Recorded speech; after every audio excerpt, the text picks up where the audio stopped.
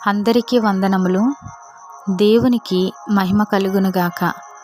దేవునితో సహవాసం ప్రతి ఉదయం దేవునితో. ఒక మామిడి చెట్టు మామిడి ఫలాన్ని ఇస్తుంది.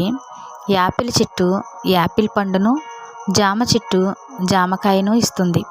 ఈ సృష్టిలోని ప్రతి చెట్టు ఎందుకొరకు సృష్టించబడిందో దానికి తగినట్టుగా ఆయా ఫలాలను ఫలిస్తూ చుట్టూ ఉన్నవారికి ఆశీర్వాదాన్ని పంచిపెడుతున్నాయి.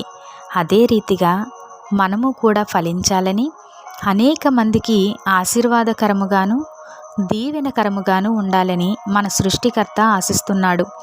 ఇంతకీ మనము ఏమై ఉన్నాము? ఏ ఫలాన్ని ఫలించవలసి ఉన్నాము? ఏ ఫలాన్ని ఫలిస్తున్నాము? వాక్యపు వెలుగులో గ్రహించే ప్రయత్నం చేద్దాం. మనము సేవించే దేవుడు ఆత్మయే ఉన్నాడు. దేవుడు ఆత్మ గనుక ఆయనను ఆరాధించువారు ఆత్మతోనూ సత్యముతోనూ ఆరాధింపవలెను అని బైబిల్ సెలవిస్తుంది. దేవుణ్ణి ఆత్మతోనూ సత్యముతోనూ ఆరాధించేవారు ఆత్మీయులుగా పిలువబడుతున్నారు. అనగా పాపముల నిమిత్తము పశ్చాత్తాపపడి వాటిని ఒప్పుకొని విడిచిపెట్టి క్రీస్తు అనుగ్రహించిన క్షమాపణను, నూతన హృదయాన్ని పొందుకున్న మనము ఆయన బిడ్డలమై ఆత్మీయులమై ఉన్నాము. ఆత్మ దేవుణ్ణి సేవించే ఆత్మీయులమైన మనము, మారు మనసును పొందిన మనము మారు మనస్సుకు తగిన ఫలమును ఫలించవలసి ఉన్నది. అనగా ఆత్మఫలము ఫలించవలసి ఉన్నది. ఏమిటా ఆత్మఫలము? ఆత్మఫలమేమనగా ప్రేమ, సంతోషము, సమాధానము, దీర్ఘశాంతము, దయాళుత్వము, మంచితనము, విశ్వాసము, సాత్వికము, ఆశా నిగ్రహము. మార్పు చెందిన నూతన హృదయాన్ని పొందుకున్న ప్రతి ఒక్కరూ మారు మనసుకు తగిన ఆత్మఫలమును ఫలించవలసి ఉన్నది. ఎవరైతే ఆత్మఫలమును ఫలించకుండా శరీరానుసారముగా జీవిస్తారో వారిలో కాని ఫలములు అనగా శరీర కార్యములు కనిపిస్తాయి. శరీర కార్యములు స్పష్టమై ఉన్నవి. గలతీలకు వ్రాసిన పత్రిక 5వ అధ్యాయము 19 నుంచి 21 వరకు.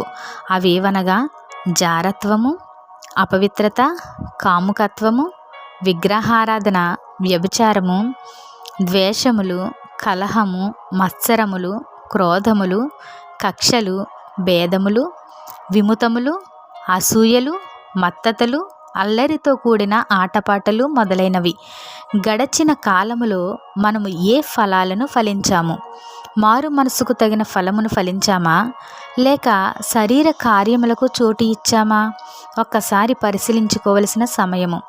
ఒక మనుషుని ద్రాక్ష తోటలో అంజురపు చెట్టు ఒకటి నాటబడి ఉండెను.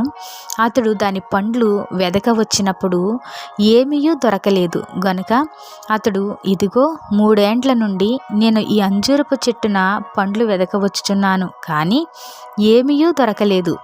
దీనిని నరికివేయము, దీని వలన ఈ భూమియు ఎలా వ్యర్థమైపోవలెనని ద్రాక్ష తోటమాలితో చెప్పెను.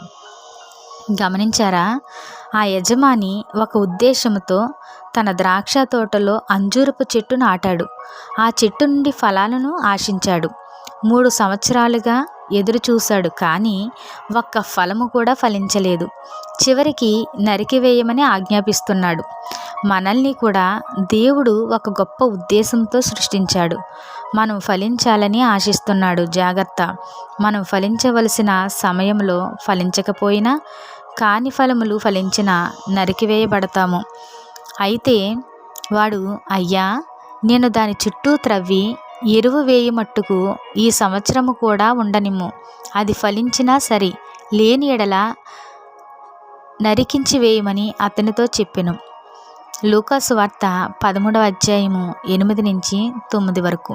అనగా ఈ చెట్టు ఫలించడానికి కొంచెం సమయం ఇచ్చి చూద్దాం, ఈసారి కూడా ఫలించకపోతే అప్పుడు నరికివేద్దామని ఆ తోటమాలి చెప్తున్నాడు. బహుశా ఇది వింటున్న వారిలో కూడా అనేక మంది గడిచిన కాలములో ఆ అంజూరపు చెట్టు వలె ఫలించవలసిన సమయములో ఫలించకుండా, లేదా కాని ఫలములు ఫలించారేమో.